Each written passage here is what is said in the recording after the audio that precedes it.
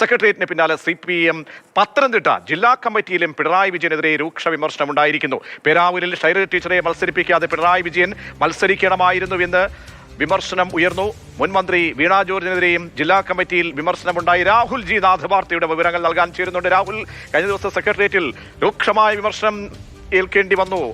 പിണറായിയെ വീണ്ടും ഉത്തരവാദിത്തപ്പെട്ട ഒരു സ്ഥാനത്തേക്ക്, അതായത് പ്രതിപക്ഷ നേതാവിന്റെ സ്ഥാനത്തേക്ക് കൊണ്ടുവന്നതിലടക്കം വലിയ വിമർശനമുണ്ട്. ഇന്നിപ്പോൾ സംസ്ഥാന സെക്രട്ടറിന്റെ പിന്നാലെ ജില്ലാ സെക്രട്ടേറിയറ്റിന് പിന്നാലെ ജില്ലാ കമ്മിറ്റിയിലും ഈ തരത്തിലുള്ള വിമർശനങ്ങൾ ഏത് രീതിയിൽ പ്രതിഫലിക്കുന്നുണ്ട്? എന്തായാലും ജില്ലാ സെക്രട്ടറിയിലെ കാര്യങ്ങൾ റിപ്പോർട്ട് ചെയ്യുന്ന ആ ഘട്ടത്തിലാണ് എന്തായാലും വിമർശനം ഉണ്ടാകുമെന്ന് രാവിലെ തന്നെ കരുതിയത്. കാരണം ജില്ലാ കമ്മിറ്റിയാണ്, അതിരൂക്ഷമായ വിമർശനമാണ് എന്തായാലും ഇപ്പോൾ ഉണ്ടായിരിക്കുന്നത്. അതായത് പിണറായി കഴിഞ്ഞ ദിവസം ഇത്തരത്തിൽ ഈ പ്രതിപക്ഷ നേതൃസ്ഥാനവുമായി ബന്ധപ്പെട്ട ചർച്ചയായിരുന്നെങ്കിൽ ഇത്തവണ പറയുന്നത് അത്തരത്തിൽ ഇളവ് നേടി പാർട്ടിയെ വിജയത്തിലേക്ക് നയിക്കാൻ ഇറങ്ങിയ ആളാണെങ്കിൽ പേരാവൂരിൽ ശൈല ടീച്ചറെ ആയിരുന്നില്ല മത്സരിപ്പിക്കേണ്ടത്, പിണറായി തന്നെ നേരിട്ടിറങ്ങണമായിരുന്നു എന്ന ആവശ്യമാണ് ജില്ലാ കമ്മിറ്റിയിൽ വിമർശനമായി ഉന്നയിക്കപ്പെട്ടത്.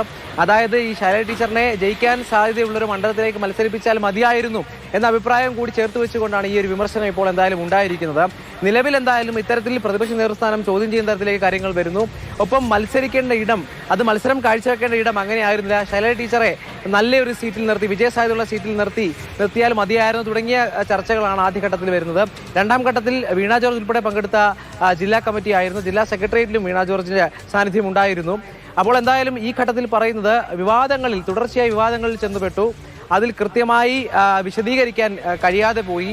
മറ്റൊന്ന്, പാർട്ടി പ്രവർത്തകർക്ക് പോലും വിളിച്ചാൽ കിട്ടാത്ത രീതിയിൽ മന്ത്രി ഇടപെട്ടു. കാരണം പാർട്ടി പ്രവർത്തകർക്ക് പോലും ആവശ്യങ്ങൾക്ക് വിളിച്ചാൽ മന്ത്രിയെ ഫോണിൽ ലഭിക്കാറില്ലായിരുന്നു.